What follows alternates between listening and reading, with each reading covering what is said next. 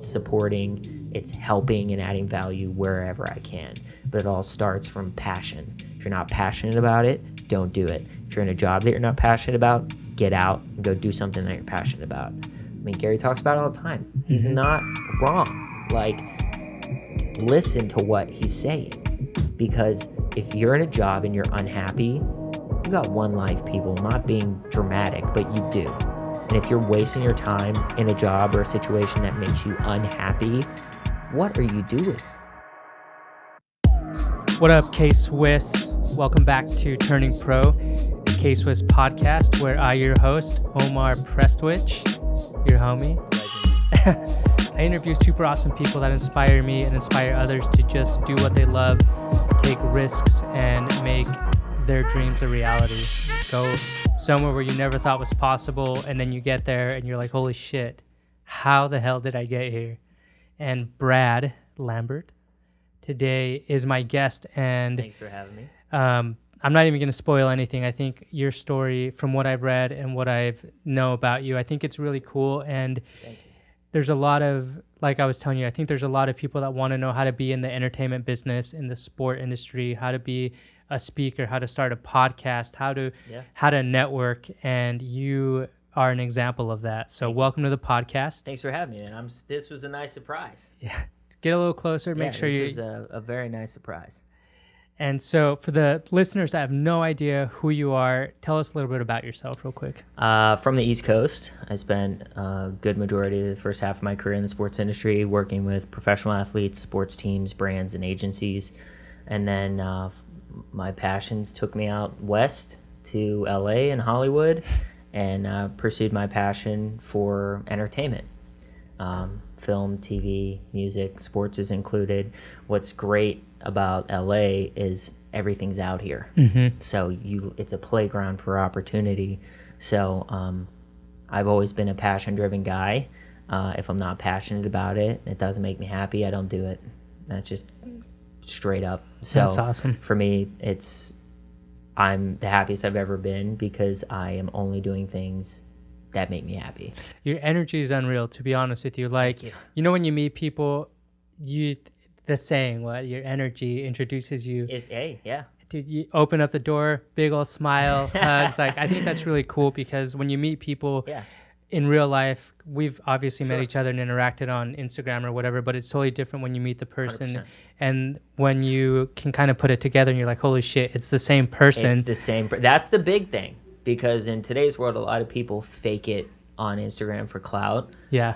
I try so hard to be on brand and genuine and not fake it. Like, so many people try to be someone they're not.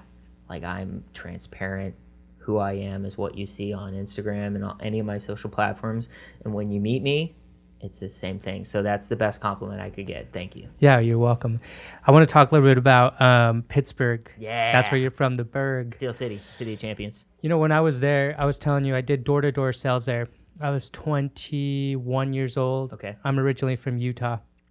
And I remember being dropped off in, I can't even remember that. Well, it was Canonsburg is where we were at. It might have been like a city, Washington. Yeah. Just Washington, outside. PA, Yeah. And I remember being like, what the hell am I doing? The people there were really nice. Yes. But incredibly undecisive about their life. Oh, yeah. And I learned that, I mean, I went to Mount Lebanon, if you remember that. Yep. Everywhere that I went, I remember always like learning that about the people, where it was like I don't know if it was like generations of growing up there, but it seems like they're just there. Yeah. But you've broken out of that mold. When did you start kind of thinking of your future and how you wanted to move forward with your life? I mean, in high school, I went after my passion for sports. I loved the Steelers. I still love the Steelers, and I started off as a fan, and I wanted that to be a bigger part of my life. So I looked for ways to add value to the team, the players, anything in and around that which I love, that passion, and I did it. So I got in with a lot of the players early at a young age. I was like 17 when I got in with a bunch of the players. Are you talking about the Steelers? The Steelers. How do you start doing that? Honestly, all it takes is one. Okay. You need one person to see you for who you are and see the value that you bring and the fact that you're genuine and you're not coming with your hands out saying, I need something. It's what can I do for you, right? And that's the approach I took in high school. And it was a different approach because I didn't treat them like a fan, right? I went at them as people, and I want to help build your brand. I want to help you for long-term success. At that time, social media was ramping up, so I was trying to help these guys get their brands going online. How old are you, if you don't mind me asking? I was 17, 17. I'm 30 now. Okay, Yeah. cool. Just trying to No, sure. Yeah. Cool. So I was still in high school, and just got connected to one of my longest friends now, Fast Willie Parker, who is the running back for the Steelers, 2-time Super Bowl champion, and the record holder for the longest run in Super Bowl history, 75 yards. No big deal. Just saying. I talked to him this morning, so he'd be mad if I didn't say it. If you didn't give him a little shout out. Yeah. But yeah, I just kind of got in, and then once you get in that space, whether it's sports or entertainment or music or whatever, and you have somebody of high reputation, a notable figure, a public figure, whatever, and they trust you and they vouch for you, and you've proven yourself that you add value and you're respectable and trustworthy, it's just a domino effect after that, because you meet somebody else and you say, oh, I'm friends with, so-and-so. And they're like, oh, really? Cool. Then that wall comes down. Yep. And then you're in. Then it's up to you to prove yourself. The classic, it's not classic, but the salesman, hey, Betty told me to come over here, or something like that. No, but you are selling yourself. Exactly.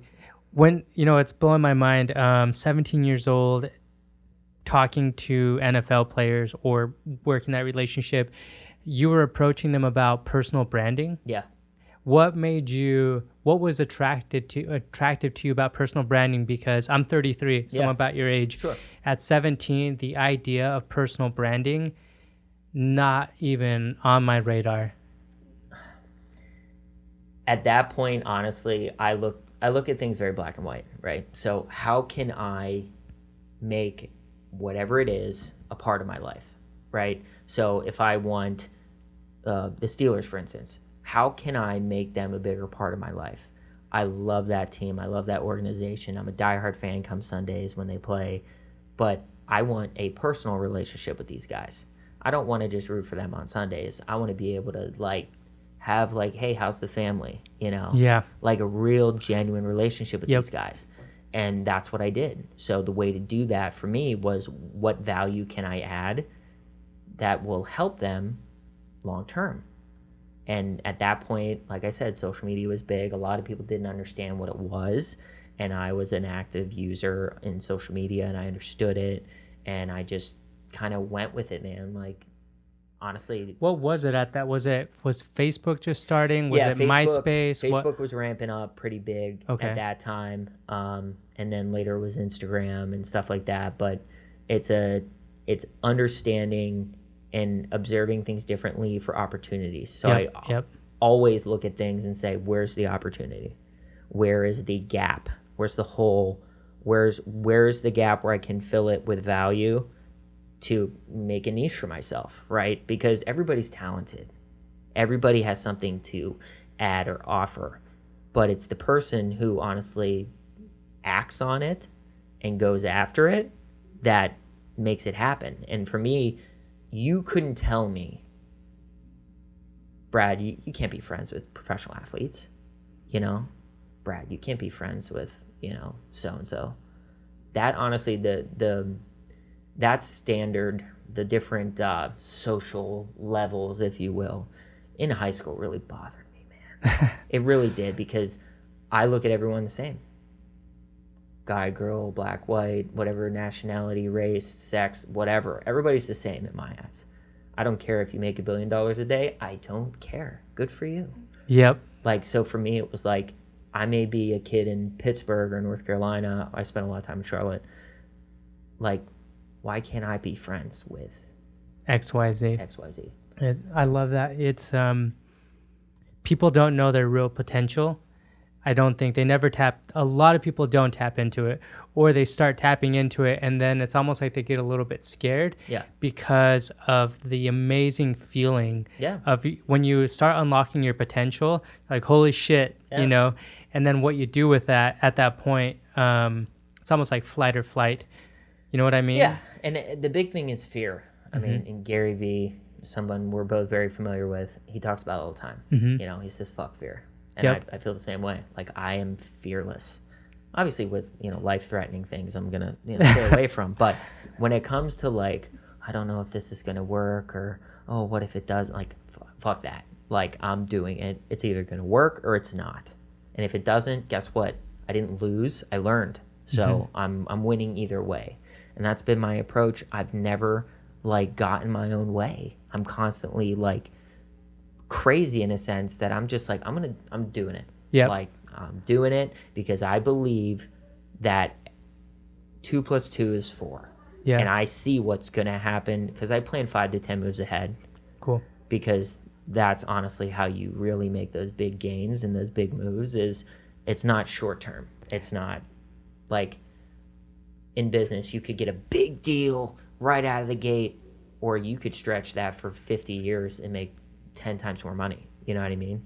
So it's just understanding that people want instant gratification now, and they want things to happen super fucking fast, and it doesn't work like that. Yeah. And you have to be so incredibly patient. And when I was younger, I was not patient. But I've learned over the years to be patient because people are busy. This business is insanely quick and also insanely slow at the same time. So it's just kind of playing that game. No, that's some great advice. The thing I want to share with you that I love is what you were talking about with the Steelers and how you want to give value and have that relationship. In fact, I think I read something about you that there's a podcast where you specifically talk about relationships and how important that is.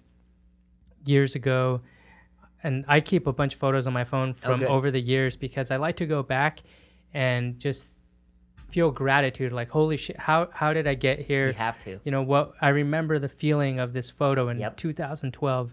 But there's this one photo that I just found on my phone and posted it, but it was me in Portland taking photos of, like, you know, when you're on the helicopter, feet dangling. But I'm wearing K-Swiss, and on the caption I wrote, like, I wear K-Swiss because they represent hustle.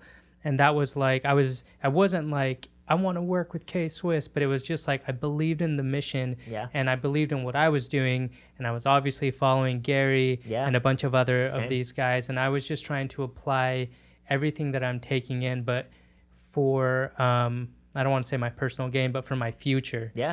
And then it's a passion thing. Like 100%. That's the beautiful thing about it. You know, recently during the Infinity War and Endgame kind of conclusion, if you will, of that chapter of the MCU, you know, I've been a big Marvel fan my whole life. You know? I can tell by the Iron Man screen. Downey was, you know, my favorite actor. Iron Man was my favorite character. I just, you know, I'm very fast talking, witty, and sarcastic, so I have a lot in common with You guys kind of look alike. You know, that's the best compliment I get. I'll take it every day of the week. But he, you know, being a big fan growing up, I remember going to the movie theaters with my friends in Pittsburgh, seeing Avengers, and then fast forward being at the Avengers Endgame premiere. Time out. How the hell do you become, because that's a part of your resume that's really impressive. How do you go from working with the Steelers, which is amazing, and then you hopped over and moved from Pittsburgh to LA? How did you start working with Marvel and Robert Downey Jr.? Life is funny because I am constantly trying to surround myself with people I admire and respect. I don't want anything from them. I look at it as a learning experience. I love stories. I love hearing about people's experiences, and I'm constantly like you. Like, you work at K-Swiss, you do amazing work. Like, I'm trying to connect with people I really respect and admire, and those are relationships that I build. So I connect with people, and I connected to this wonderful man who is now one of my closest friends in the world, and I respected him, and he's in the industry, and he's done so many incredible things. And just through our love of the Steelers, believe it or not, led one thing to the next to a window of opportunity where I found value to add, and he was gracious enough to help me out, which at the end of the day, if more people made that phone call or sent that email or shot that text, just did a little bit for somebody else, goes a long way, right? And he was nice enough to do that. I went in and handled myself, like did my thing in the interview, and I got the gig.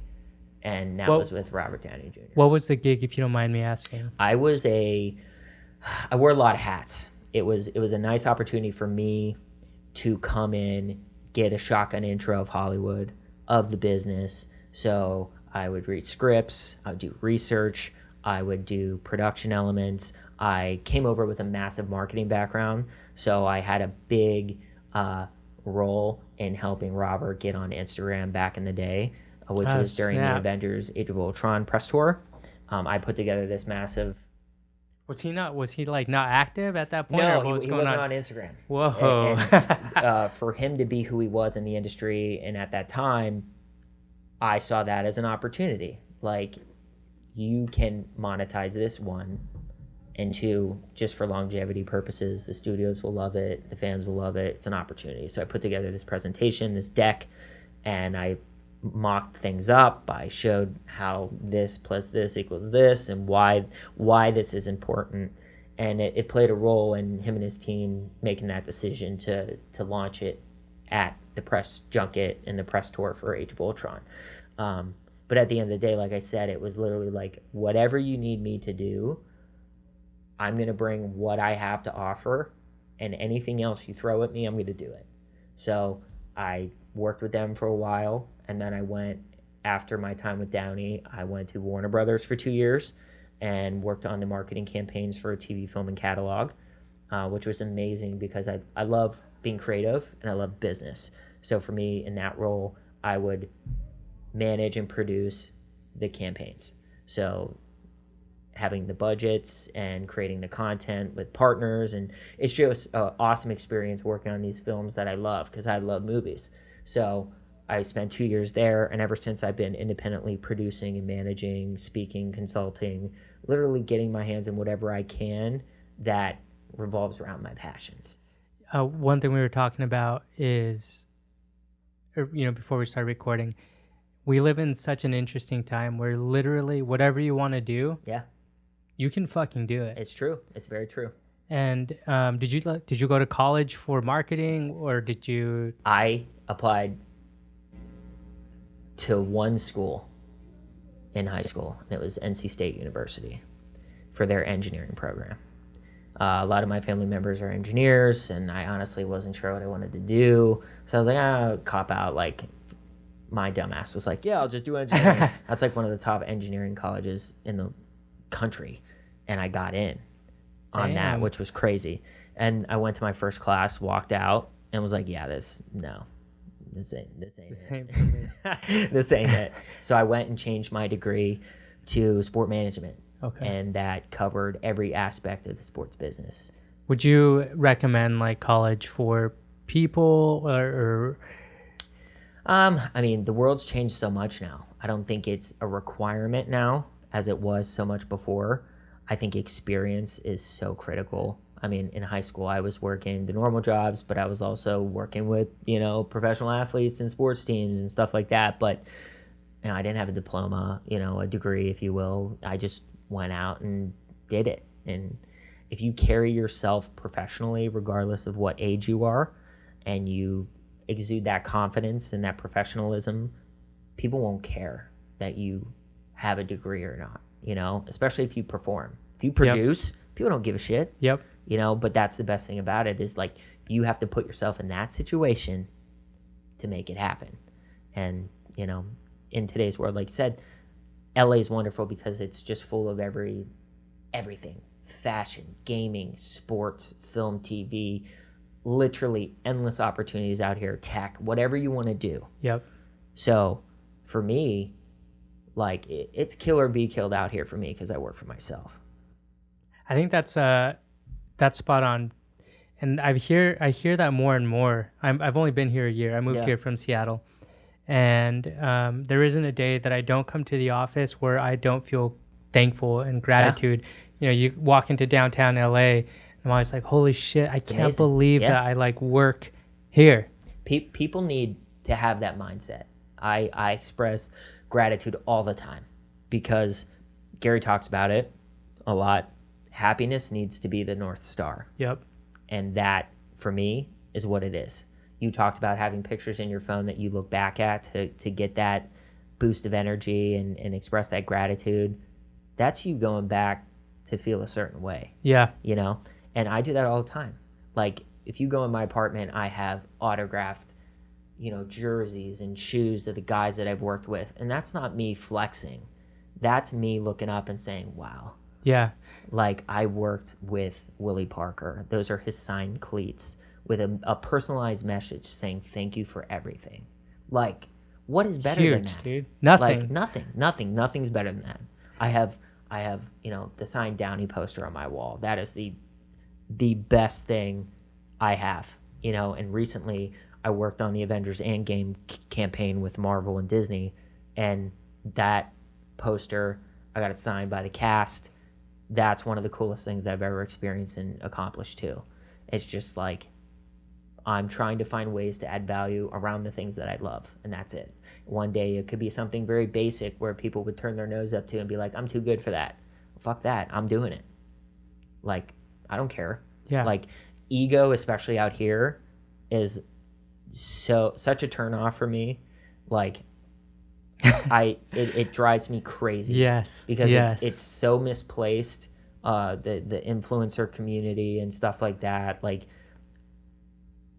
God willing, I become successful and all that, I will never change. People more than you are now, more successful. Yeah. Well, than you are now. yeah. Well, I still look at myself as I'm not there. Well, yet. that's what makes you like super badass, you know? And that's why I told you, I immediately caught that right away. Yeah. I've been to so many parties. Obviously, in the footwear industry, there's always something going on. In fact, even now that Complex Con is on its way, Ready. It's almost like party. Yeah. But I hate going to them. I don't hate going to them. I dislike certain events because it's what you said. You go there and it's like, who's who? Yeah. And that to me personally, it doesn't attract me because I don't, like you, I don't see anyone any different. I see them as being themselves. Yeah. Like, if I met Robert Downey Jr., I'd, treat him the same way because he's doing his thing, and that is badass, just like I'm doing my thing, and I think that's 100%. Badass. And no difference. It's the worst part about the industry is just the egos and the looking down on people when you really have no business of doing that. If more people lifted each other up instead of putting each other down, it'd be a much better place. Mm-hmm. We're seeing that a lot in our country right now, and it's really, really sad. So, I mean, like I said, I'm a nobody, and I don't have 14 million followers yet, but I'm doing what I can to inspire and inject positivity into day-to-day, because that little bit could change someone's day, someone's life. And what's so humbling about that platform is I don't have a big platform. I really don't. In the grand scheme of things, I don't. But the messages I get from people who I don't even know across the world, when I'll get a message and say, you saved my life. Like, you want to talk about like an eye-opener. That's what I strive for. Like, if I can say one thing or do one thing that changes somebody's life or saves somebody's life, like, I'm not being dramatic, I'm being honest. Like, I get these messages all the time, and it's this post made my day, I had a really shit day, or, oh, I really needed this. Like, and I'm being genuine. I'm not out here like flexing, like being a dick. Like, I just want to help people. Like, and if I can say or do one thing that does that, then great. Everyday heroes, man. Like I was telling you, the reason why I believe that is you never know who's watching. That's it. And people, as you work on being your best self, that's what I think is what inspires other people, because I'm sure there's a lot of homies that you have from Pittsburgh or North Carolina or even here that look up to you and they're like, holy shit, he's doing it. And that kind of gives them like that little bit of motivation. Hopefully they act on it, but because they know you and they see you And it's almost, you're so close to that person that it's like, dude, if you can do it, I can do it too. That's all I want. And that's what I preach. Like, I'll be honest and say it's not going to happen for you tomorrow, but 2, 3, 4 years from now, depending on what age you are and what you've already established for yourself, absolutely. Yep. Like, that's easy. I want that relatability. That's honestly why I have the success that I do with the followers and the people who are so graciously following me, just because I want it to be relatable. I talk about struggles. I talk about happiness. I talk about wins and losses and adversity and failure. And I don't want people to look at me and be like, I'll never achieve that. Like, what good is that? Mm-hmm. You know what I mean? Like, that doesn't help anybody. Yep. You know, and that's how I want to, if and when I make it big, I want that relatability. Like, you know, I can't relate to Bill Gates. You can. Yeah. You know, those are rare humans, you know, and God bless them. But, like, you know, the people out there that are doing their thing, like, I want that message to resonate. Like, you put the work in, you be good to other people, you put the good vibes out and help other people, and the reputation thing I cannot stress enough. Yeah. Too many people are so cavalier with their reputation and just like, oh, fuck what they think, whatever. I'm just like, you guys don't get it. Mm-hmm. Like, Warren Buffett takes 20 years to build a good reputation and 5 seconds to ruin it. Now in social media, it's like a 1 second. Like, yeah, literally. Yep. So you piss somebody off. I'm so cognizant when I'm talking to people, when I meet people, when I'm carrying myself in a meeting or whatever. Like, I'm watching you react to what I'm saying, because I want to make sure that I'm representing myself well. Because if you're tuned out and you're looking over there and you're just like, what the fuck? Like, this guy, shut up. Like, that's not good. That's interesting. I care so much about what other people think, in a sense of, you know, image is everything, but perception is reality. Yeah, and you want them, at least in my opinion, you want people to pay attention to what you're saying. Yeah. Sometimes when in our little creative, whatever room that I just showed you right there, there's 3 of us, me, Santi, and Mason, and we've started doing this thing where when we're going to have a little session, a brainstorm session, like, we don't have our cell phones out. Good, yeah. And it's because when we have something, you're like, oh, hey, yeah, such a good idea, man. Mm-hmm. Yep. You're not paying attention. You're not. And people, like, you should respect them. Yeah, and that's a big thing. And the reputation thing goes a long way of just, like, you may not think you're being an asshole, but if that person thinks you're being an asshole, that's all that matters. Yeah. That's all that matters. Yeah. Like, I wasn't trying to, you are. Yeah. And you have to own your mistakes and what you're doing, because at the end of the day, the perception of you being an asshole is the reality of the situation.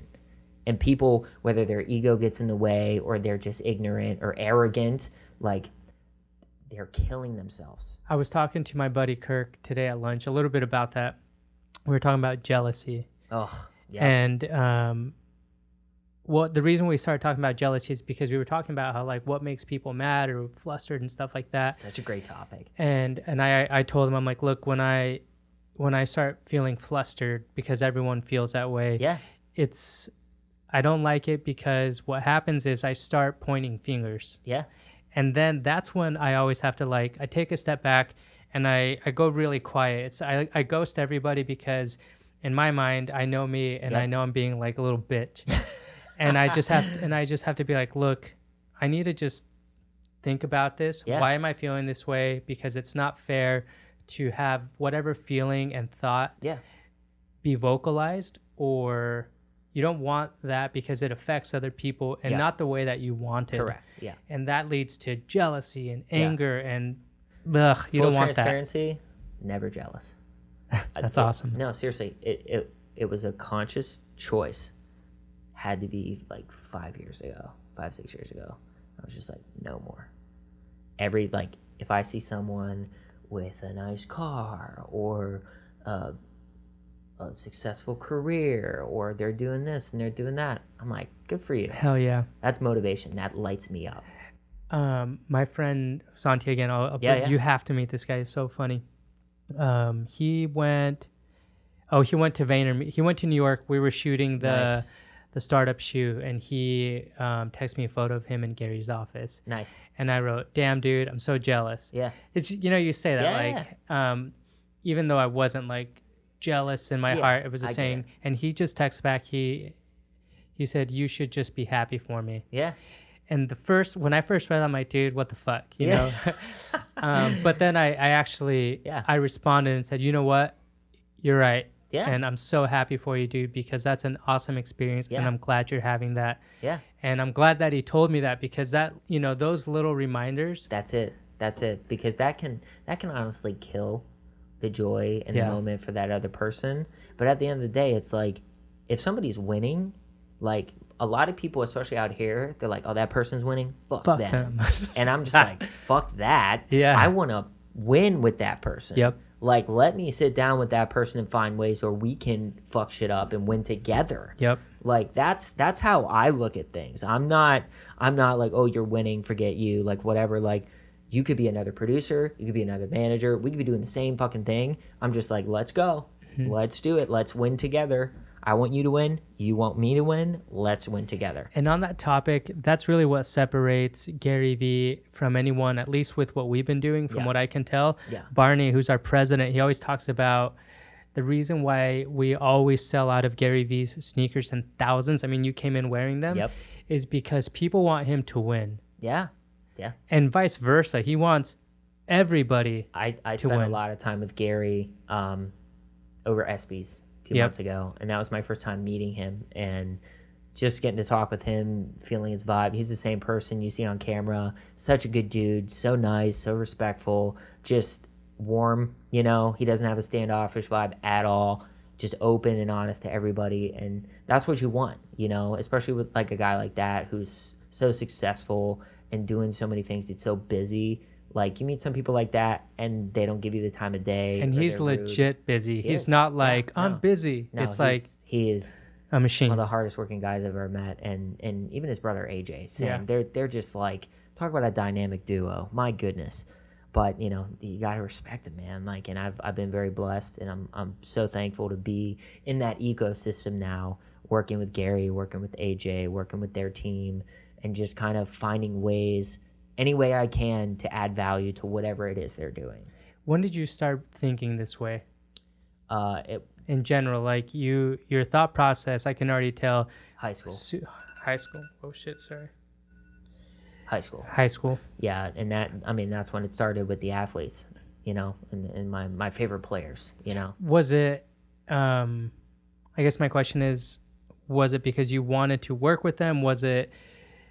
Did anything in your life happen at all? Because for example, me, I thought I was positive and I thought I was going the direction that I wanted, but it took a really, 3 or 4 really bad experiences to actually have this light bulb turn on and be like, actually, you need to change things. Experiences obviously play a role. I can't say that anything bad or big happened.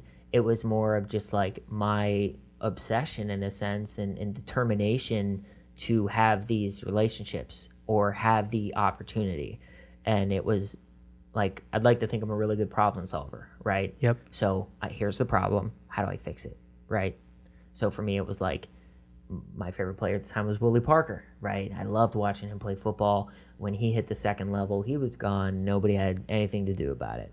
And the best part about that story for me is I started out as a fan, and then I handled his retirement with the Pittsburgh Steelers. Fuck. And now we've been friends for over 13 years. I'm Uncle Brad to his kids. It's like, what's better than that? Like, there is absolutely nothing better. You know, Ryan Shazier is a really good friend of mine. I've known him since his rookie season. He had that horrible injury a few years back. He's one of the most inspirational, motivational people I've ever met in my life. The most mentally tough person. Today's his birthday. Happy birthday, Ryan. But I was just at his wedding where he married his best friend, Michelle, and he walked down the aisle with her, which people said wasn't going to happen due to his injury. And those are moments you just look back just like, wow. Like, I don't take it for granted. Every second when I'm at a premiere, a lot of people just like, fuck it, I'm here, like whatever. I'm just like, I'm soaking up every second.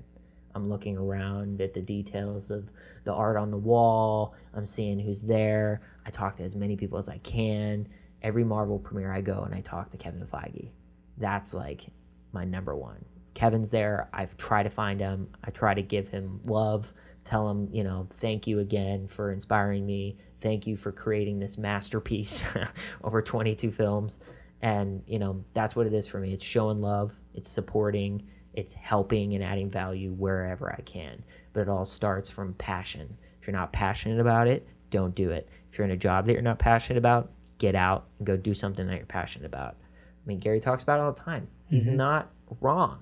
Like, listen to what he's saying. Because if you're in a job and you're unhappy, you got one life, people. Not being dramatic, but you do. And if you're wasting your time in a job or a situation that makes you unhappy, what are you doing? You, like you said earlier, have the power to change that. And that's like, you're going to have to eat shit a lot. And I do that a lot. I eat shit a lot. It sucks. It's a kill or be killed. I'm hunting to survive. That's what it is out here when you work for yourself. But there's nothing better in it. With that and adding on to it, I am with you 100%. And when I talk to people about that, I like to tell them, like, hey, if you're not happy, yeah, change it, because you literally have the ability. If you don't want to go to work, don't fucking show up. That's true. There are consequences, obviously, but I always advise people, and I'd love to hear your feedback on this, but I just say, look, if you're not happy, plan ahead. Yeah. And by that, I mean, like, look, what are your expenses? Yeah. Okay, well, here's my expenses. In order to get out of the situation that I'm in, well, how much money can I save or eat shit in that sense?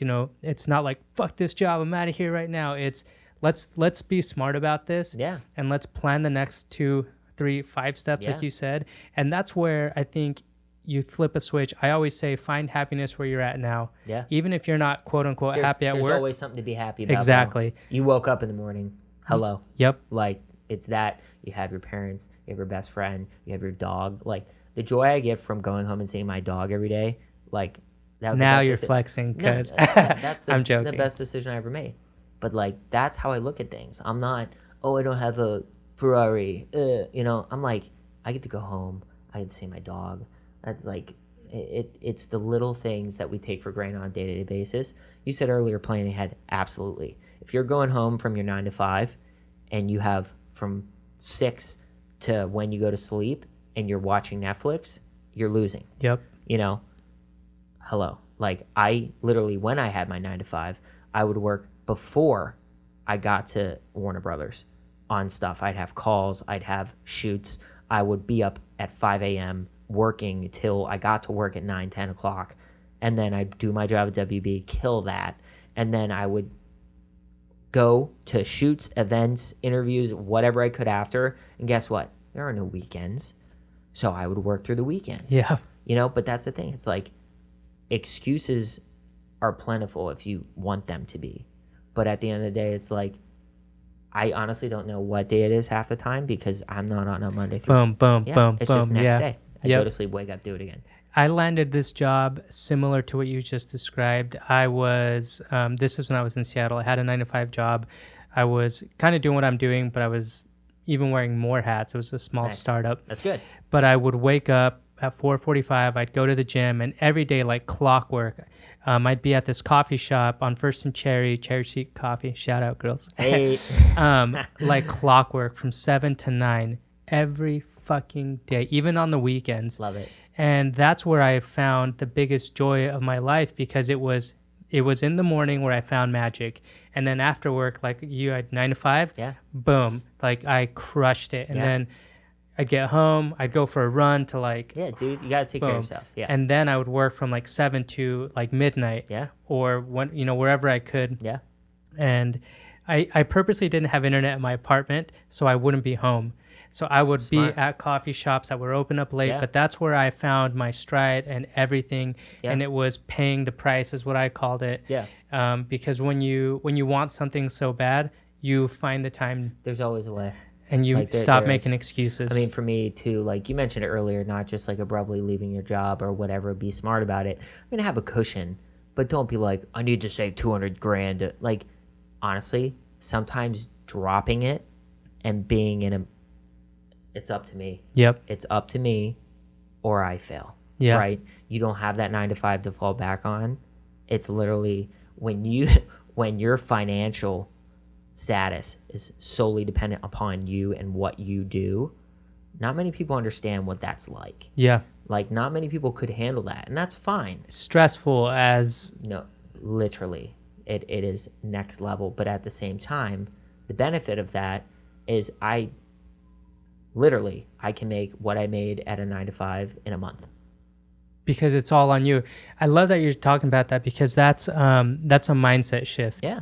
And you realize your potential. You realize like there's really nothing different other than you stopped taking orders from someone and started listening to yourself a lot more. Not everyone has that capability. And that's fine. Exactly. I'm with you on that. I just lost my train of thought on that. But anyway. Yeah, no, I mean, and the main thing for me about off of that is like 9 to 5s are fine. If you have a 9 to 5, I respect that. Like, I really do. And I'm happy. As long as you're happy, I'm happy, right? But like the people who have that entrepreneurial drive, I've always had that, like always. I would be at a 9 to 5 and I would be miserable, because at a 9 to 5, for the most point, there are dead periods where you're sitting at your desk, you're waiting for the next meeting, or you finish your project and there's dead time. Like, being in a room all day is a prison for me. Like, I can't do it. I need to be out. Like, the last 2 days, I've been at home like for a span of like 4 hours total, and that's like sleeping, like literally. Yeah. But that's constant, going from one thing to the next, to the next, to the next. But that's how I find my success, because I honestly love being with people. I love meeting new people. I love having in-person meetings. I'm not a big email guy or text guy. I'd much rather talk to you on the phone, over FaceTime, or in person, because that's where, like you said, when I met you at the door and you came in high energy and smiling, like, that's what happens when you have those personal interactions, and that's where you can really give yourself an edge, and that's where you build those relationships. When I speak at universities, I talk about building genuine relationships and how that translates to success in both your personal life and business.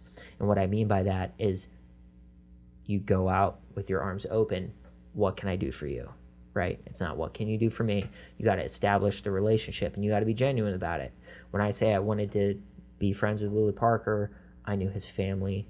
I knew his brothers and sisters. Like, it was legit a family situation. Like, Ryan Shazier, same thing. You know, Robert, same thing. Like, actually giving a shit about these people, not actually concerned yourself with, oh, they're super famous or successful. Like, who fucking cares? They get that all the time from everybody else. But if you come in there and you actually care about who they are and their well-being and their future, it's so refreshing to them. And it also establishes a genuine relationship where you become the guy they trust on, or the girl they trust.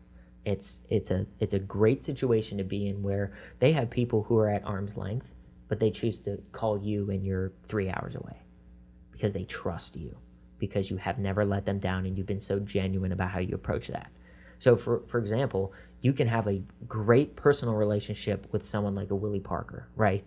And then that can turn into a business opportunity where you built a relationship with him. He trusts you. He loves you. Everything's great. And then later on, you start a business together. You know what I mean? But that's how genuine relationships, that's the only relationships you need to have. Because if it's not genuine, don't even waste your fucking time. Mm-hmm. And don't waste their time. Because you'll not only make yourself look stupid, but you'll make yourself everything. You'll blackball yourself. Yeah. Because this guy was in here just trying to get something, whatever.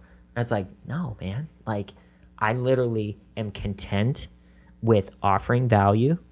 Like trying to find a good example where you can just provide value and assist and help, but you're with someone who may be a very successful entrepreneur, businessman, athlete, whatever. The value you get in return, you're going to learn a lot.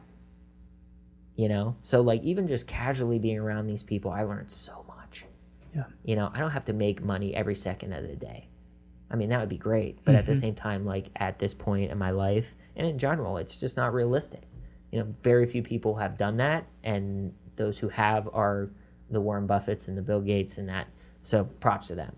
But that's what you want to strive for, is that self-sustaining money, right? But what I'm trying to say to you is focusing on being very purposeful with your time. Yep. That's the main thing. Hence, we're doing this podcast, to be honest with you. It's like one thing I like to do is if people are coming in, I like to try and maximize the time that I have with them. And that's why this podcast started, Turning Pro. It's one thing to, hey, what's up? This is the office. Cool. High fives. Yeah. You know, chat a little bit, but to spend half an hour like we have right now. It's amazing. And then what this will do for people listening. Yeah. I think that's, that's what I'm trying to do more. Like you're saying, like what I have it even written on my board when I go home. It's like the last thing I look at before I walk out. It's like, what one thing can I do to help K-Swiss level up? You're like, doing it. It's not for me. Yeah. It's for the brand. See, and that's the mindset people need to have. Because at the end of the day, people look at it like, what am I getting in return?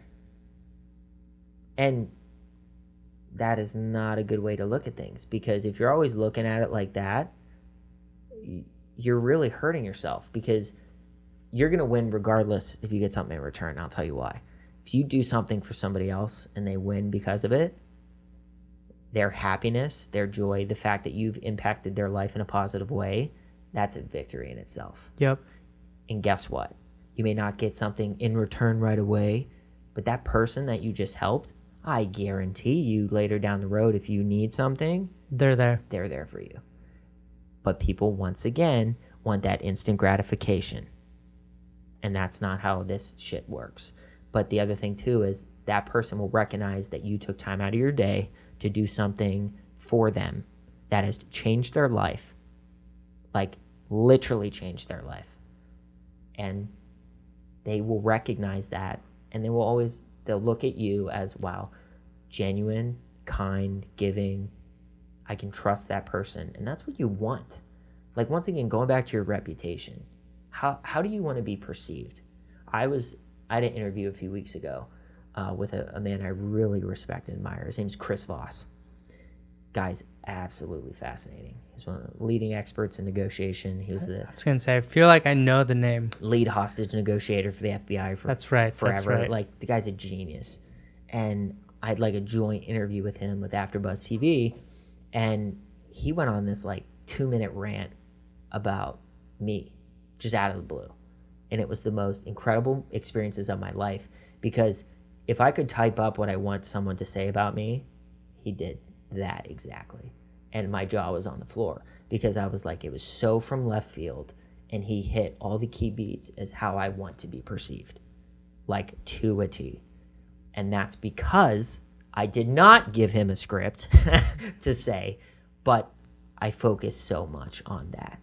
I want to walk away from this, and I want you to think, wow, XYZ about Brad. And that's because I care, because your reputation is everything. If people don't like you, they won't want to work with you, period. And liking you, in my opinion, it starts with liking yourself. Yeah. Because self-care, dude, I cannot stress that enough. It's true. And it starts in the morning, in my opinion. I get up, go to the gym myself too. Just like, it's those little things, because when you take care of yourself, you feel so good. It's therapy too, honestly. Like, if I have a bad day or I'm upset about something, I'll just go in there and lift, and I feel so much better afterwards. But it's therapy. Like, you're not, and it's funny, I was talking to my friend Andrew about this. It's like, why are we going to the gym, or why are we running? Why are we doing this? It's not like, oh, I'm going to have the best time of my life. But the joy that comes afterwards, right? The mental shift, that's because you're going through pain to get the joy. Yeah. And that's what we were talking about. And like everything great in life, starting a business, whatever it is, right? The struggle, there's joy in the journey. It or is. you find it. And what's funny, the way you said that is, when I'm in the gym, for the most part, I'm listening to podcasts. Same. So shout out the podcast. But I look at it, and it's very corny to say, but as I'm building my body, I'm building my mind. And it's only corny for people who don't do it. Do you know who Darren Hardy is? The name sounds very familiar, yes. So he is the chief editor, I guess, for Success Magazine. Yeah. He helped them bring him back to life. But on his book, Compound Effect. He has this little bit where he talks about net time, no extra time. And that, when I was going through my like life transition or whatever, that I applied. That's why I listen to podcasts like you, or anytime, like no extra time. If I'm at the gym and this is the only time I'm going to really be able to feed my mind, then I'm feeding my mind. If I'm running, I rarely listen to music now. 100%. I'm listening to a podcast because it's like I'm working two things. And what's fascinating about this too is I look for opportunities 24 hours a day. So, for example, I mentioned Chris Voss earlier. Funny story about Chris Voss. I found him on Lewis Howe's School of Greatness. He did an episode. Shout out Lewis. Shout out to Lewis. What's up, bro? Big dude. So I saw him interview Chris. That notified me of Chris. I was fascinated. I reached out to Chris, and now we're friends. Awesome. But that's where those opportunities happen. I could be on Instagram and I'm going through the feed and I see someone that I really, really like, you know, their art or they're talented, they're singer, dancer, whatever. And I see the opportunity. I'm like, oh shit. I quickly take a screenshot on my phone. And then in case I forget, I can go back and find it later. Or I just DM them immediately. Oh my God, I think you're so talented. Are you against collaborating? You know, and then boom, like that starts conversations for the most time. But when I get that blue check, it's going to make it so much easier. But that's off of, once again, like when I'm in the car, I'm either on the phone and not chatting BS. I'm like catching up with people, keeping in touch with my relationships, because it's like watering a plant. You know what I mean? You have to put the time in. Call those people back home.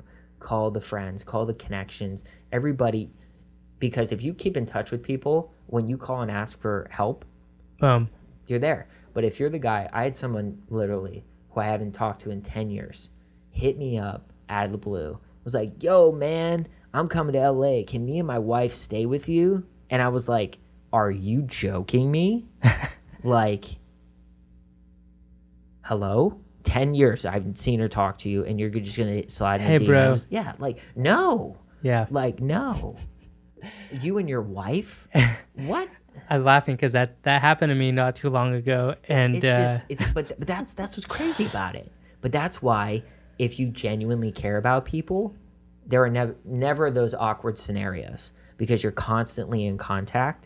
And it's never that like, oh my gosh, this is going to be weird. Yeah. It's constantly like, yo, man, like I'm in town. Do you mind if I cruise? Like, absolutely. I have two friends that are actually today, they're coming into town. And I've been friends with them forever. They're musicians. And it's kind of what you were talking about, where years ago, I started a record label. And they were my first two artists. And I toured with them. I was a tour manager. And like, we're homies. And we became... and now I live here. They still live in Utah. They're on Skrillex's record label. Very cool. But they come in and they could stay at a hotel, but they're like, yo, can we like crash with you? Yeah. I'm like, fuck yeah, you can. Yeah. Are you kidding me? Absolutely. And I love that. Yeah. But vice versa, there was another homie. I don't want to say he's a homie, but an acquaintance. Yeah, it's not, once again, like those are people who don't look at it as an important relationship. And it's more of like, oh, if I need something, I'll just call.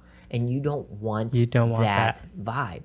If you become the person who only calls when they need something, that will last very, the mentality is of that, in my opinion, is they have networking the wrong way. Meaning like, I hate networking. You know what I mean? It's like, I know all these people. That's what's great about it, is like, I don't look at networking. When I say networking, I hate it because it makes it sound like it's a ulterior motive kind of thing. It totally is. I'm about building genuine relationships. That's how I look at it. Anybody like you, like after this, I'm not just going to ghost and like never talk to you. I hope we kick it outside here. I hope we find ways to collaborate. Like I vibe with you, like you're a good dude, but that's how I operate. Like if I don't talk to you, there's a reason. AKA meaning we don't have like a relationship. You know what I mean? Like I'm not keeping you at arm's length. You know what I mean? Like that's, if I keep in constant contact with you, you're my person. Like we vibe, like I care about you. I want a long-term relationship. The mentality is the same way. You have to have that care in everything. Like, and that's the main thing, where when I was 17, this is the best thing about it, right? So when I was 17, Willie and I would text him like, hey man, how's it going? Wouldn't hear back. Cool. I'd wait like a week or two, text him again. Hey, how's the season going? He thought I was so fucking annoying. And I said, there's a difference between being annoying and being persistent, right? I understand he's a professional athlete in the NFL. I know he's fucking busy. So I'm not going to text him 17 times in one day, but once every couple weeks, that's not bad. Because it's all timing, especially with people who are busy. So for me at that age, I understood that, oh, I didn't get upset when he didn't text me back. It was like, he's busy. Cool. I'll hit him in 2 weeks. Fast forward to like 3 years ago, we were sitting down on a cruise together. We're talking about business and what his next steps were after he retired. He wanted to get into coaching. And one of the best moments of my life, we're sitting there having a drink, and he goes, you know what, I get it now. I'm like, what? He's like, well, I'm trying to get jobs now with teams, and I have to play that game and reach out to coaches and players and front office people and try to get in touch and contact. He's like, I get it now. And that was awesome, because there is a 6-7 year gap between us in age. And at 17, I was doing that, and now he's in his 30s. 37. Late 30s, and he was just like, I get it. And that, like, now he's doing it. And what's amazing about him, this is off topic, but I got to show some love. He is so into his self-development now. He's reading so many books, listening to podcasts, taking classes. Like, this is a professional athlete who had a very successful career when he was an undrafted free agent, and now he didn't blow his money. He's been very smart. He has a family. He's invested. He's growing. He's building. And that's what it needs to be all the time. You can't get complacent. When you get complacent, you die. Yep. That's it. Complacency is death. So for me, I'm constantly trying to learn new things. I'm constantly trying to educate myself. That's where the podcasts come in. You know, you could hear one thing and it could flip a switch and change everything. Or you're listening to someone and you vibe with them and like, wait, I understand that this person does XYZ. Shit, there's a lot of synergy between what I'm doing and what they're doing. I'm going to reach out, you know? And that's how I go about it. As I'm going back to what I said earlier, which is like, I'm trying to surround myself with people who I admire and respect and who I think I would vibe with. Gary, you know, Scooter Braun. I love Scooter. I think he's incredible. You know, those are guys that, you know, Chris Voss, who I connect with and now have great relationships with. You know what I mean? Like, Chris is someone who I'm constantly learning from. We're bouncing ideas off of, like, working together, and I'm helping him, he's helping me, and it's amazing, you know? And if you haven't read his book or listened to his audiobook, you are hurting yourself. What's the title of it? Never Split the Difference, Negotiating as if your life depended on it. This book will change the way you communicate and negotiate. He takes hostage situations. He negotiated with the worst human beings on the planet for the FBI to save lives, okay? And he couldn't ask for half of a person, right? So he had to get the whole thing, 100% of what he wanted, and give up nothing. So he would take these hostage stories that from his career and then compare them to situations in the real world for us lonely folk, you know what I'm saying? So like dealing with rent or buying a new car, you know, and it works. The littlest things can change everything. How you say something, you know, it's such a fascinating thing. I've read the book so many times. I constantly listen to the audiobook because once you get in that groove, it just changes everything. And it's mental chess, and he's a guy that plans 5-10 moves ahead. And, you know, so that's a book, audiobook. If you haven't read it or listened to it, you need to. Well, I'm going to do it Audible, man. That's my thing. You got to. And maybe you can get him on the show. I'll put a word in. Let's do You know it. what I'm saying? Hey, listen, you and I'm sure we could chat all day. This is true. But you're fucking awesome. Thank you. Thank you for You as well. dropping, thank you, a lot of awesome nuggets of gold. Appreciate it. Relationship. I can't wait to like re-listen, write the notes for the show, and make some clips. So where do people find you? Instagram is my main platform. I put a lot of time into that, and it's at Brad, BRAD, R Lambert, LAMBERT. You can find me on there. Hit me up. If I can help you, I will. Give me a shout, and let's win. Hell yeah. Well, thanks, guys. Leave a comment in wherever you're listening to this, just drop a comment. Just be kind. And follow at K-Swiss everywhere. We'll see you guys, hear you guys, chat with you guys next time. Peace.